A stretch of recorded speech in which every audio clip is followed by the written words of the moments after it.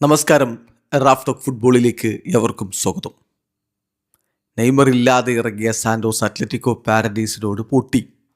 വളരെ വലിയ രൂപത്തിൽ കളിയിൽ ആധിപത്യം പുലർത്തി നിരവധി അവസരങ്ങൾ ഉണ്ടാക്കി. പക്ഷേ ഓൺ ടാർഗറ്റിലേക്ക് അടിച്ചത് വെറും 3 ഷോട്ടുകൾ. അതായത് 23 ഷോട്ടുകൾ തീർത്ത സാന്റോസ് ഓൺ ടാർഗറ്റിലേക്ക് അടിച്ചത് വെറും 3 ഷോട്ടുകൾ. വലിയ രൂപത്തിൽ ആധിപത്യമൊക്കെ പുലർത്തിയിട്ടും അത്ലറ്റിക്കോ പാരനൈസിനോട് അവർ ഏകപക്ഷീയമായ 2 ഗോളുകൾക്ക് പരാജയപ്പെട്ടു.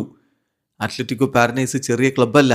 അവരിപ്പോൾ ബ്രസീലിയറോ സീരിയയിൽ 3-ാം സ്ഥാനത്ത് നിൽക്കുന്ന ടീമാണ്. അവരോടാണ് ആധിപത്യം പുലർത്തിയത്. പക്ഷേ ഗോൾ അടിക്കാൻ ആളില്ല.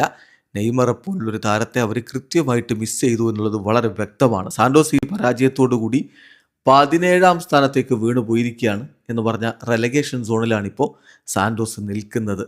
മത്സരത്തിൽ സാന്റോസിൻ്റെ മുന്നേറ്റങ്ങൾ നയിച്ചുകൊണ്ട് നെയ്മറുടെ അഭാവത്തിൽ ഗബ്രിയേൽ ബർബോസ, അതായത് ഗാബിഗോളും ബഴിയിലും കബയോറയും ബൊൻഡംബോയും ഒക്കെയാണ് ഒരുമിച്ചിറങ്ങിയത്. മറുഭാഗത്ത് വിവേഡസാണ് പാരനൈസിൻ്റെ മുന്നേറ്റങ്ങൾ നയിച്ചത്. അദ്ദേഹമാണ് അവരുടെ 2 ഗോളുകളും നേടിയത്. കളിയുടെ 14-ാമത്തെ മിനിറ്റിൽ വിവേഡസിലൂടെ ആദ്യ ഗോൾ നേടിയ പാരനൈസ് 26-ാമത്തെ മിനിറ്റിൽ വീണ്ടും ഗോളടിച്ചു. പിന്നെ സാന്റോസിൻ്റെ ആധിപത്യം കണ്ടെങ്കിലും പന്ത് വലയിലേക്ക് എത്തിക്കാൻ അവർക്ക് കഴിയാതെ പോയതോടെ കളി പൊട്ടുകയായിരുന്നു. നോ നെയ്മർ നോ പാർട്ടി എന്ന് വെറുതെ പറയുന്നതല്ല. വിത്ത് നെയ്മർ ഈ ഒരു ബ്രസീലിയറോ സീരിയ സീസണിൽ സാന്റോസ് 4 കളികൾ ജയിച്ചു, 3 കളി തോറ്റു, 2 സമനില. അതേസമയം നെയ്മർ ഇല്ലാതെ ജയിച്ചതോ ഒരേ ഒരു കളിയാണ്. 1 കളി ജയിച്ചു, 5 തോൽവി, 5 സമനില.